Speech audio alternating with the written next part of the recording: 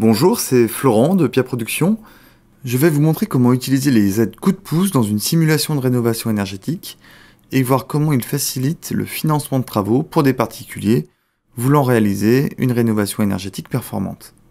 Là, on se situe à l'accueil de Caprénov et la première des choses, c'est de vérifier que les coups de pouce soient bien activés et paramétrés. Donc pour ça, ça se passe dans Mes données personnelles et sur la partie certificat d'économie d'énergie, on a le paramétrage des certificats classiques, c'est-à-dire avec des euros valorisés par mégawattheure Cumac d'économie, et puis la partie coup de pouce. Donc, déjà, on va choisir ou non d'activer les certificats d'économie d'énergie. Il faut bien qu'ils soient activés. Là, c'est le paramétrage des certificats d'économie d'énergie classiques. Je ne vais pas rentrer dans le détail sur cette partie-là, mais c'est ici qu'on va pouvoir ajouter ou non les coups de pouce. Donc vous êtes en mesure de prendre en compte différents coups de pouce. Par défaut, ils sont tous activés. Si vous voulez ne parler que d'une partie, vous pouvez désactiver ceux qui ne vous intéressent pas et ne s'afficheront pas dans l'application. Là, on va les laisser tous activés. On remarque que tous les postes qui permettent de générer des C2E ne se trouvent pas ici. On retrouvera plus tard dans l'exemple que je vais vous donner, par exemple l'isolation des murs. Et là, vous avez les valeurs de base des coups de pouce, qui sont les valeurs publiques minimum que les obligés reversent pour des ménages précaires ou non précaires. Vous avez la possibilité de venir modifier cette valeur si, par exemple, dans le cadre d'une pompe à chaleur RO, vous travaillez avec un obligé qui a apporté un abondement. Donc, par exemple, au lieu de 4000, on va dire que c'est 4500. Et vous pouvez donc intégrer ce changement de valeur dès votre paramétrage. Évidemment, toute cette partie, vous pouvez aussi simplement l'activer et faire valider et rester sur les valeurs par défaut si vous ne connaissez pas plus en profondeur le sujet. Alors, voilà, l'application est paramétrée. Maintenant, on va passer à un exemple. Donc, j'ai préparé un exemple.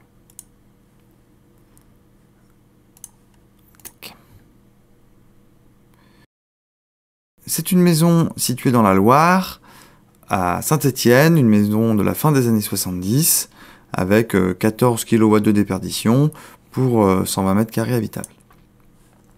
Voilà. Le détail est ici. Donc, quelque chose qui ressemble bien à une passoire énergétique. On est face à un ménage qui a donc des revenus inférieurs à 21 000 €, donc plutôt un ménage très modeste. On aura des valeurs élevées d'aide coup de pouce, mais les coups de pouce sont aussi valables pour les ménages non précaires, avec d'autres montants, comme on l'a vu dans le paramétrage. Dans mon scénario de rénovation, j'avais un remplacement de l'isolation des murs avec un doublage intérieur, une isolation en sous-face du plancher bas, donc du vide sanitaire, et puis le remplacement d'une chaudière gaz nat au sol par une pompe à chaleur. On va remplacer le réseau et isoler le réseau de distribution. On ne touche pas à l'eau chaude sanitaire. Et donc, on arrive à notre liste des interventions proposées, le bilan avant-après et l'impact, en l'occurrence là, de fortes économies sur les consommations de chauffage. Une valorisation du bien déjà de 13% et donc 64% d'économie d'énergie. Alors, au moment de l'approche économique, si on reste sur une simulation sans aide, on se retrouve avec des économies déjà assez importantes et un retour sur investissement de 11 ans. Donc, s'il n'y a pas de travaux, on prévoit une dépense mensuelle sur 15 ans de 400 € d'énergie. Et avec les travaux, donc, on se retrouve avec plus de 300 €, donc des économies importantes, dont la future dépense énergétique ici, 19 000 €, et 35 000 € de financement de travaux. Donc, estimé ici donc entre 26 et 32 000 € de travaux, plus le coût du financement. Voilà, donc ça c'est notre point de départ. Maintenant, ce qu'on va faire, c'est qu'on va commencer à voir comment les aides, et particulièrement les coups de pouce, s'intègrent dans notre simulation. Donc on va commencer quand même par valoriser le crédit d'impôt, qui est quand même de 4 800 €. On est bien dans ce cadre-là, on respecte bien les conditions. Donc 4 800 € de crédit d'impôt. Ensuite, on a les aides de l'ANA, donc qui ont été calculées par Caprénov en fonction du niveau de revenu du ménage.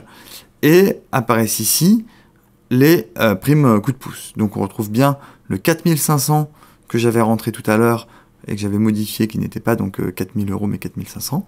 Et donc la prime coup de pouce qui est ici avec tout le détail de qu'est-ce que c'est qu'un coup de pouce et le descriptif sur le site internet du gouvernement à cet endroit-là. Et le rappel évidemment des conditions d'obtention de cette aide. Donc cette aide apparaît ici, on peut donc l'activer, elle va venir se cumuler au crédit d'impôt. En l'occurrence, elle ne va pas encore là faire toucher le montant du crédit d'impôt parce qu'on est sur une déduction qui ne nous fait pas encore tomber en dessous du plafond.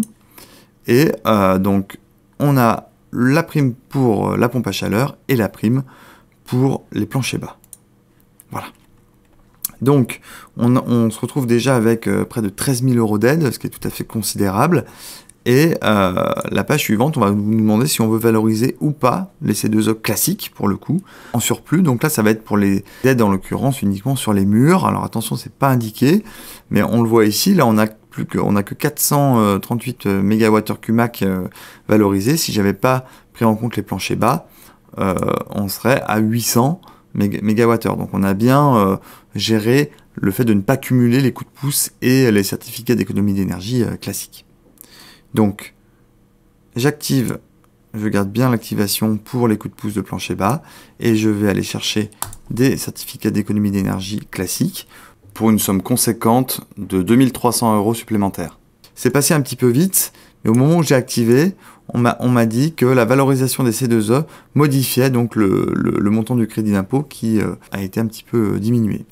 Au final, avec les coups de pouce et les certificats d'économie d'énergie, on se retrouve cette fois avec des économies par mois sur 15 ans qui sont tout à fait augmentées, un temps de retour sur investissement qui a diminué, et on se retrouve finalement avec un reste à charge qui n'est plus, là en l'occurrence, que de 14 000 € à emprunter avec un remboursement par mois qui est de 100 €. Donc on peut aller chercher encore évidemment des optimisations, notamment en allant chercher une aide, donc un éco-prêt. Donc au lieu d'avoir 96 € de remboursement, si on prend un éco-prêt, on va se retrouver avec plus que 78 plus 7 €. Donc on a gagné à peu près un petit peu moins de 10 € par mois. C'est toujours bon à prendre, mais on voit bien qu'avec ces coups de pouce, on arrive donc à un bilan au final qui peut être beaucoup plus favorable. Si on cumule toutes les aides, donc là ça demande un petit peu de connaissance évidemment, mais si on va chercher en plus des aides comme Habiter mieux, Agilité, on va se retrouver avec des remboursements au final qui vont n'être plus que de l'ordre de 50 € par mois. Au regard des économies d'énergie qui sont générées, on va vite pouvoir les couvrir avec les dépenses énergétiques du ménage qui seront fortement diminuées. Donc là, on n'est pas allé jusqu'à un exemple d'une chaudière à 1 €, les fameuses offres à 1 €, mais en tout cas, la démarche des coups de pouce, c'est comme ça qu'on arrive jusqu'au cas extrême de reste à charge à 1 €. Là, dans notre cas, il reste quand même 7 000 € à emprunter, mais on se retrouve avec donc un retour sur investissement très favorable et donc une capacité à aller sortir de la précarité énergétique bon nombre de ménages. Et grâce à Caprénov+, on est capable de voir, d'estimer l'impact donc des coups de pouce dans un projet de rénovation. Voilà, merci pour votre attention, j'espère que ça n'a pas été trop compliqué. Si jamais vous avez besoin d'explications complémentaires, vous pouvez donc évidemment vous retourner vers le réseau FER, le service public de rénovation énergétique, qui vous guidera à travers ces montages financiers. Et puis on fera au fur et à mesure d'autres tutoriels avec d'autres exemples pour vous montrer la puissance de Caprénov sur la partie module des estimations économiques. Voilà, je vous remercie, passez une bonne journée et au revoir.